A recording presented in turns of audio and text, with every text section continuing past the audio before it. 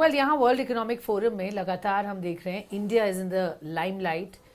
यहाँ पूरे विश्व के स्तर पर हम देख रहे हैं इंडिया को एक अट्रैक्टिव डेस्टिनेशन माना जा रहा है। एनर्जी स्पेस में बहुत बातें यहाँ हुई हैं। Renewables is a big area and मेरे साथ इस वक्त रेन्यूएबल्स स्पेस के एक बड़े major from India ReNew Power के हेड मिस्टर सुमंत सिन्हा यहाँ हैं। Thank you Sumant for talking to us. पहले तो डावोस में energy change, climate change, renewables, ये ऑफ कोर्स बहुत महत्वपूर्ण डिस्कशंस हुए हैं इस पर।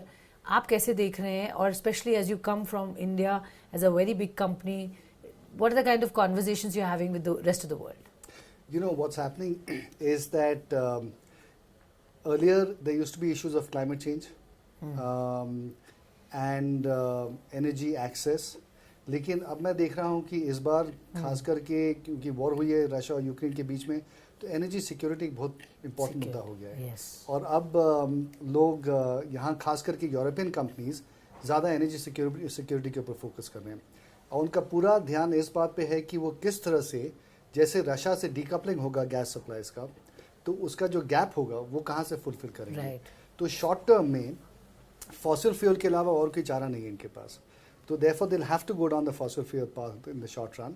लेकिन लॉन्ग रन में अल्टीमेटली रिन्यूएबल्स को और भी बढ़ावा मिलेगा, because that is the only long term solution. Okay, so renewables की इसलिए अहमियत और बढ़ जाती है। So responsibility on companies like yours is even more now and to participate in the global story. तो क्या प्लान्स है, किस तरह से देख रहे हैं रिन्यू पावर की growth going forward, both in the domestic market and international markets? देखिए, Indian market itself, as you know, Bharat सरकार ने बहुत ही एम्बिशियस टारगेट सेट किए हैं।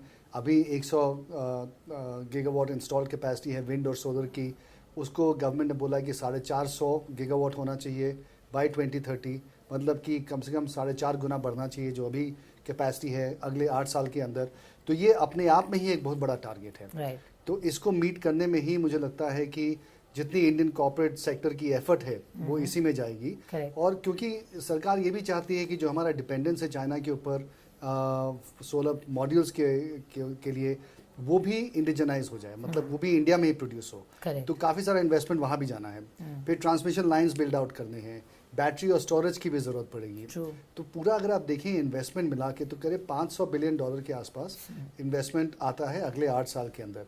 तो एक तो ये है कि ऑल्टरनेटिव है कि भैया हम इसी के ऊपर फोकस करें, और हम करेंगे क्योंकि हमारा एक कोर बिजनेस है। लेकिन उसके आगे जाके भी बहुत सारे अपॉर्चुनिटीज़ अब सामने आ रहे हैं, क्योंकि ग्लोबली अब मैसिव शॉर्टेज होने वाला है एनर्जी का। तो रिन्यूएबल्स के काफ़ी अपॉर्चुनिटीज़ आएंगे, बिकॉज हर देश अब उसी पर फोकस कर रहा है। हर देश बोल रहा है कि भाई हमको डीकार्बोनाइज करना है, और चीपर भी हो गया रिन्यूएबल एनर्जी, तो वो भी एक पुश आ रहा है। हाँ, so that push is also there.